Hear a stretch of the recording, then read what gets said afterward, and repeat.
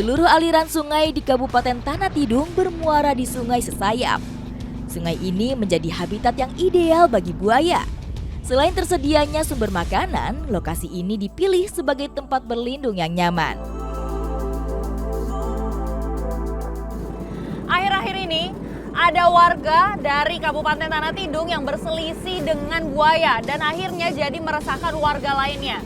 Nah ini sekarang saya sudah bersama Pak Ridwan dan juga Pak Rahman akan mencari buaya untuk direlokasi. Ikuti jejak saya, jejak petualang.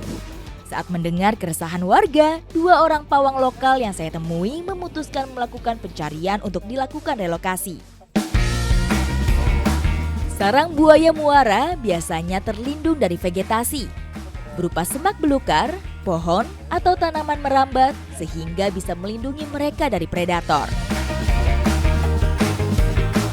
Ini kita udah mulai menemukan tanda-tanda. Biasanya memang warga daerah Kabupaten Tanah Tidung ini kalau mencari buaya itu pakai alat. Nah ini nih nama alatnya, tempuling namanya. Itu terbuat dari batang kayu, ada talinya. Jadi nanti ketika dikaitkan ke badan buayanya, otomatis dia akan terlilit oleh tali ini. Nah ini talinya lumayan panjang nih. Karena biasanya kalau buaya sudah merasa terancam, dia akan menggulungkan badannya. Nanti terlilit dengan sendirinya, jadi kita lebih mudah untuk nangkap buayanya.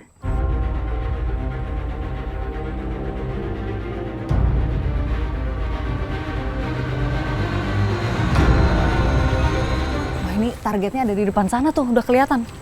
Makanya mesin perahu dimatiin, jadi kita ngedayung supaya senyap, nggak ada suara yang mengganggu.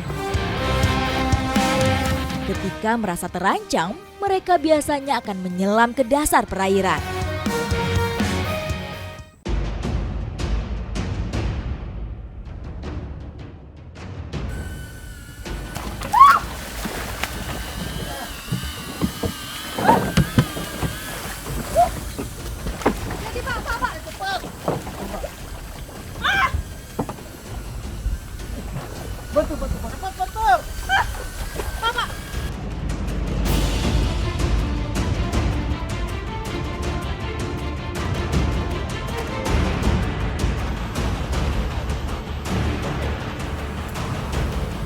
Kalau kita udah nangkep buaya, biasanya yang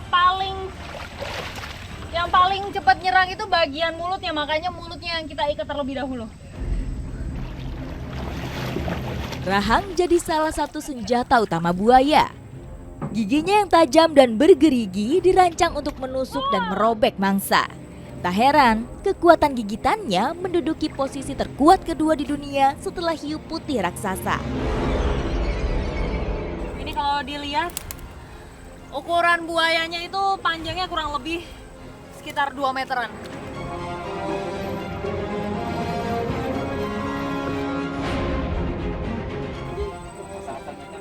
Berat banget nih, beratnya berapa kilo? Beratnya itu mencapai 50 kilo, berat banget. Selain buaya muara, ada 3 jenis buaya lainnya yang hidup di Indonesia. Dari keempatnya, sejauh ini buaya muara yang paling ganas karena paling banyak menyerang manusia. Ini buayanya sudah aman, ditaruh di perahu.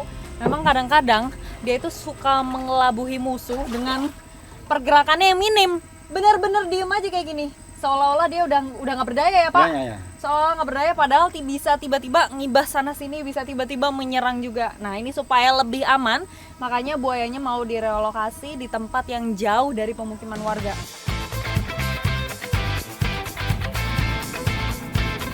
Lokasi relokasi harus memiliki habitat yang sesuai dengan kebutuhan buaya, seperti sumber air yang cukup, sumber makanan yang melimpah, dan area bervegetasi sebagai tempat berlindung dan berjemur.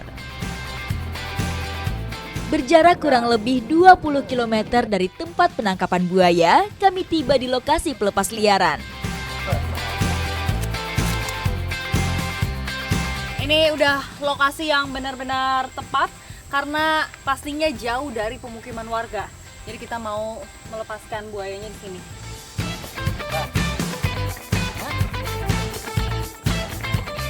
Sekarang buaya sudah kembali ke habitatnya karena memang habitat alami dari buaya itu sudah mulai berkurang. Makanya nggak heran kalau buaya-buaya juga banyak berkeliaran di pemukiman warga. Dan kita sebagai manusia juga harus tetap waspada dan harus bisa juga hidup berdampingan dengan hewan-hewan buas tanpa saling menyakiti. Ikuti jejak saya, Jejak Petualang.